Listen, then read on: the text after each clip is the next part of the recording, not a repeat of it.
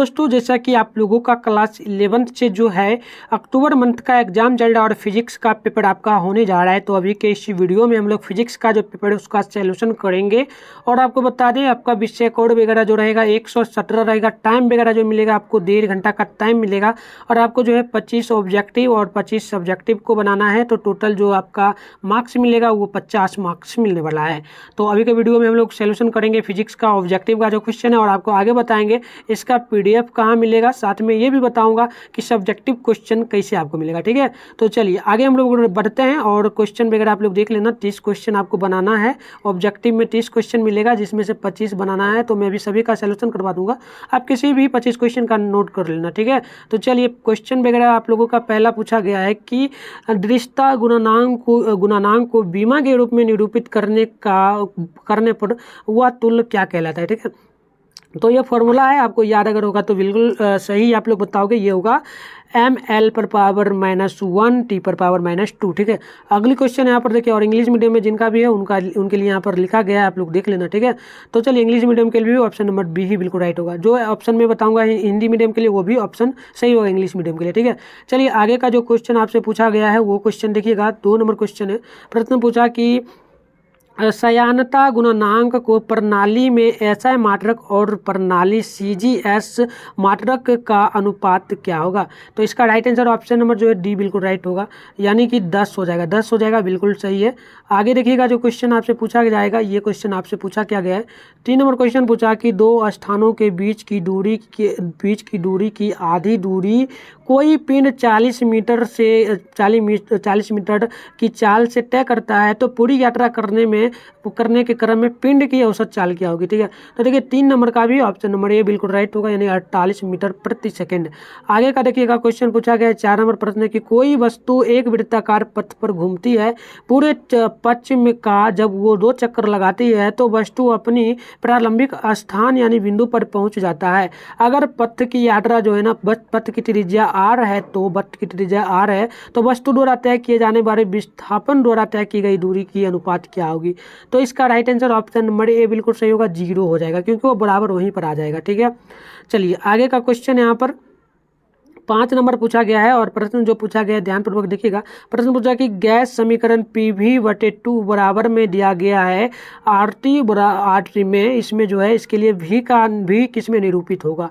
तो 5 नंबर का option number C बिल्कुल राइट होगा, यानी कि गैस के 2 मोल आयतन को होगा। ठीक है, चलिए आगे का जो क्वेश्चन है वो पूछा गया है आपसे देखिएगा।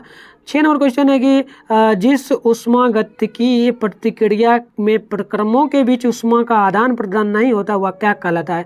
तो 6 नंबर का ऑप्शन नंबर जो है ना बी बिल्कुल राइट होगा, यानी कि रुद्रोष्म। अगली क्वेश्चन नोट करिएगा, यहाँ पर जो है 7 नंबर दिया गया है और प्रश्न जो है ये आपसे पूछा गया है कि 7 नंबर है संतुलन की व्यवस्था में किसी पदार्थ से संचालित ऊष्मा जो है ना इसके लिए Q बराबर KA/में दिया है T/dx। ठीक है, DT/dx इंटू टी। तो ये किस में निरूपित होगा अगर हम लोग इसे जो है DT/dx कहलाएंगे। तो देखिए ये आपका बिल्कुल राइट आंसर ऑप्शन नंबर जो है ना सी होगा, यानी कि तापीय धारा होगा।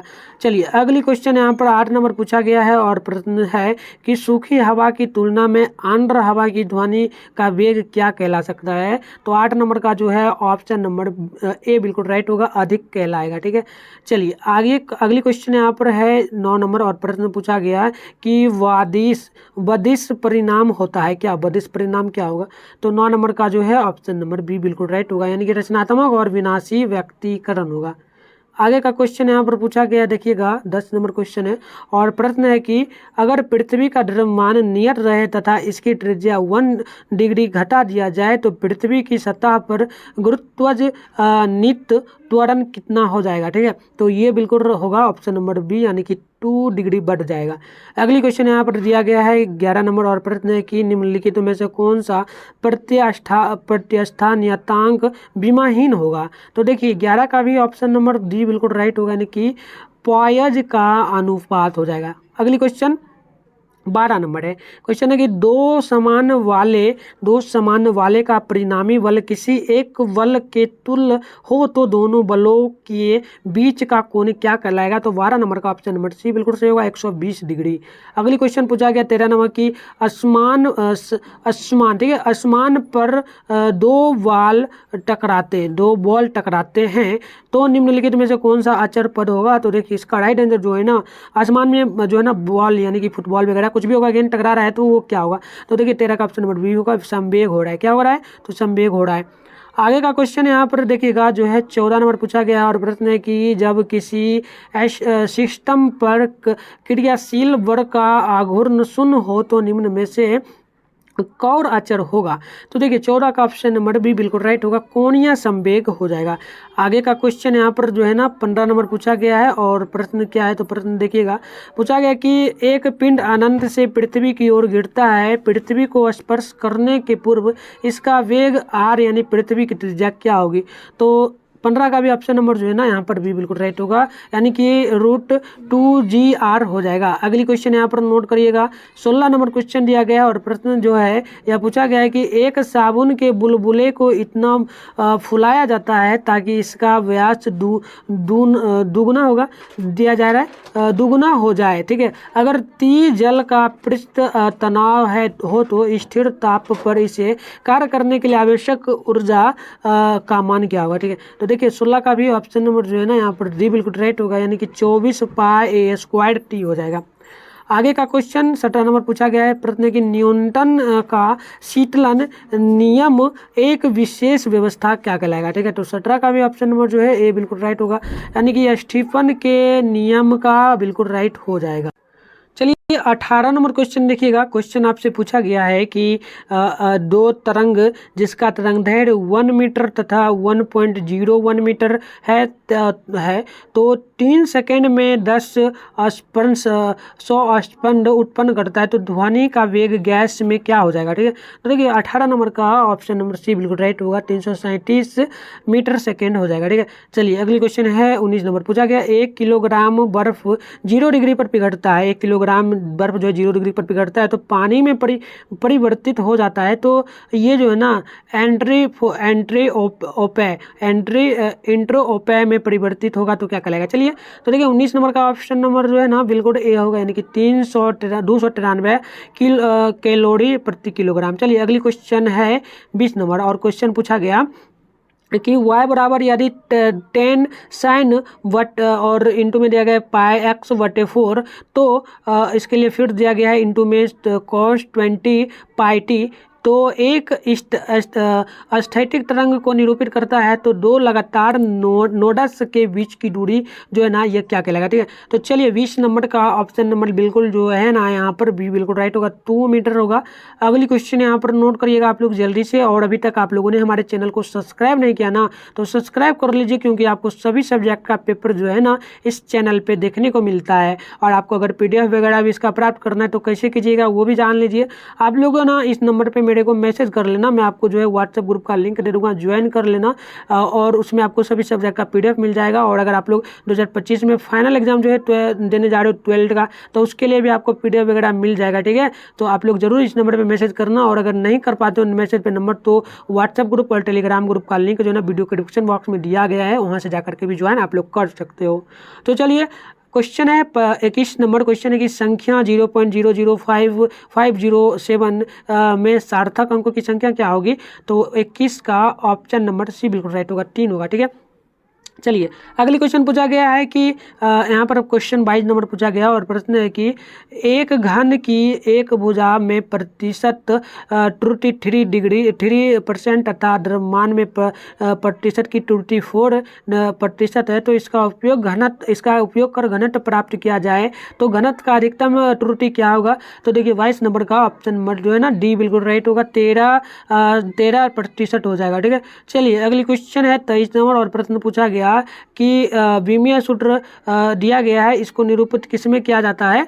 तो देखिए 23 नंबर का भी ऑप्शन नंबर डी बिल्कुल राइट होगा, यानी शक्ति में किया जाता है। अब चलिए अगली क्वेश्चन यहाँ पर दिया गया है 24 नंबर, और ये प्रश्न आपका बोला जा रहा है कि एक विद्यार्थी एक बस से 50 मीटर पीछे स्थित है तो दोनों एक ही दिशा में एक ही समय चलना प्रारंभ करता है, तो विद्यार्थी का एक समान वेग से तथा बस से एक समान त्वरण 1 मीटर प्रति सेकेंड से है, तो इस यदि विद्यार्थी बस को पकड़ लेने में सफल रहता है तो इसका वेग कम से कम कितना होगा? तो 24 नंबर का जो है ना ऑप्शन नंबर बिल्कुल सही सी होगा, 10 मीटर प्रति सेकेंड हो जाएगा।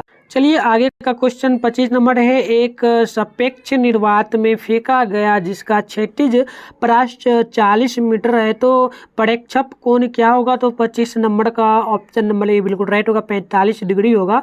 चलिए आगे का क्वेश्चन देख लेते हैं। ये है आपका 26 नंबर क्वेश्चन। पूछा गया एक क्षैतिज टेबल पर रखे 2 किलो के पिंड का सकारने के लिए 10 N क्षैतिज बल चाहिए। यदि इस पिंड पर 20 N बल क्षैतिज लग जाए तो त्वरण क्या होगा? तो देखिए 26 का ऑप्शन नंबर ए बिल्कुल राइट होगा, यानी कि 5 मीटर प्रति सेकंड की स्क्वायर से होगा।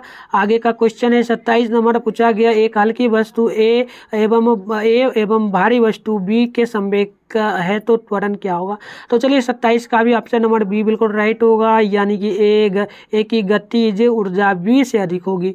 अगली क्वेश्चन नोट करिएगा, है 28 नंबर, और प्रश्न पूछा गया यदि एक आदर्श गैस का आयतन जो है ना V तथा P गुणज है, तो जब PV को गुना करके आरंभिक तथा अंतिम व्यवस्था में समान हो जाए तो क्या होगा इसका मान? तो इसका मान होगा क्या क्या? तो जान लीजिए, आंतरिक ऊर्जा में परिवर्तित शून्य होगा, प्रतिक्रिया समतापीय होना जरूरी नहीं है, गैस की दी गई ऊर्जा जो है ना गैस की दी गई ऊर्जा एवं गैस द्वारा किए गए कार्य बराबर होंगे, यानी कि ऑप्शन नंबर डी बिल्कुल राइट हो जाएगा। चलिए आगे का क्वेश्चन हमारा है 19 नंबर, और ये आपसे पूछा गया है कि एक चमगादड़ एक उड़ते कीड़े के त्वचा वेग का प्रभाव x के द्वारा तथा कीड़े की दूरी का जो पता है वो उसका प्रभाव y द्वारा लगाता है, तो यह प्रभाव क्या कहलाएगा? तो देखिए बिल्कुल राइट आंसर आप लोग अगर बता रहे हो ना तो बिल्कुल सही है, ये x डॉपलर प्रभाव और y जो है ना ध्वनि परावर्तन हो जाएगा। तो चलिए अगली क्वेश्चन है यहाँ पर पूछा गया 30 नंबर, और प्रश्न पूछा गया आपसे कि कृष्ण पिंड यानी कि ब्लैक बॉडी के लिए कौन सा कथन सही नहीं है? तो 30 नंबर का ऑप्शन नंबर ए बिल्कुल राइट होगा, यानी कि कृष्ण पिंड से कोई ऊर्जा बाहर नहीं आती है। तो प्यारे बच्चों, मैंने आपको टोटल 30 क्वेश्चन का आंसर बतला दिया है, आप लोग एग्जाम में जाकर आराम से लिख देना। और एक चीज़ आप लोग जरूर जान लो, आप लोग कहोगे कि सर ये फेक क्वेश्चन है या फिर रियल, तो मैं आपको बताऊंगा ये रियल क्वेश्चन है, लेकिन आप लोग एक चीज़ ध्यान रखना, बोर्ड एग्जाम में क्या होता है कि क्वेश्चन बोर्ड के द्वारा बोला गया था कि स्कूल और कॉलेज में जो है ना 27 से 18 अक्टूबर के बीच आ जाएगा, तो पेपर आ चुका है, मुझे जो है पेपर भेजा गया था यही, लेकिन आपको बता दें ये क्वेश्चन है ही, आप इसका भी नोट कर लीजिए। और अगर ये क्वेश्चन नहीं भी पूछता है तो कोई प्रॉब्लम नहीं है, आपको जो है ना एग्जाम से एक दिन, जिस दिन आपका मान लो ये पेपर होने वाला उससे एक दिन पहले इसी चैनल पर वीडियो अपलोड किया जाएगा फिर से। अगर यही क्वेश्चन पूछा जाता है तो इसी क्वेश्चन का फिर से वीडियो मिलेगा, अगर दूसरा क्वेश्चन आता है तो उसका भी PDF मिलेगा, उसका भी वीडियो आएगा, तो जरूर आप लोग कर लेना, क्योंकि सेम टू सेम पिछला जो सितंबर मंथ में एग्जाम हुआ था सेम सारा का सारा यहीं से पूछा गया था जो मैंने बताया था, तो सेम ये क्वेश्चन पूछा जाएगा। लेकिन अगर बाय चांस मान लो नहीं भी पूछा जाता है तो कोई प्रॉब्लम नहीं है, आप लोग पढ़ लो, थोड़ा बहुत पढ़ना भी जरूरी है और आपको पेपर उस दिन मिल जाएगा, ठीक है। तो आप लोग चैनल को इसके लिए जरूर सब्सक्राइब कर लेना, क्योंकि जब तक चैनल को सब्सक्राइब करके रखोगे नहीं तो तब तक आपको वीडियो मिलेगा कैसे, ठीक है। तो जरूर कर लो अभी ही, जस्ट अभी तक अगर नहीं किया हो। और अगर आपको PDF वगैरह मिलना है तो मैंने नंबर दे ही दिया, आप लोग इस नंबर पे जरूर मैसेज कर देना, ग्रुप वगैरह ज्वाइन जरूर कर लेना, ठीक है, ताकि आपको कोई भी प्रॉब्लम नहीं होगा। तो चलिए मिलते हैं नेक्स्ट पेपर के साथ, और आपको सब्जेक्टिव क्वेश्चन का भी आंसर वगैरह चाहिए तो आप लोग जरूर कमेंट बॉक्स में बताना, और वीडियो कैसा लगा वो भी जरूर बताना। तो चलिए बाय बाय, मिलते हैं नेक्स्ट क्लास में।